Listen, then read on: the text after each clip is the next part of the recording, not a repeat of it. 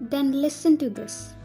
When Jesus was with his disciples sailing in a boat, a massive storm suddenly hit. Wave after wave crashed against the boat, and they were terrified.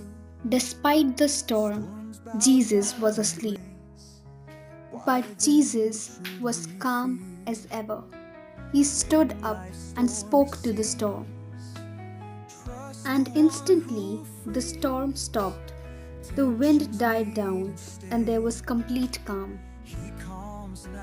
The disciples were amazed. Who is this? They wondered. Even the wind and waves obey him. So, next time you feel like your faith is shaken, trust that God has control. No storm is too big for him.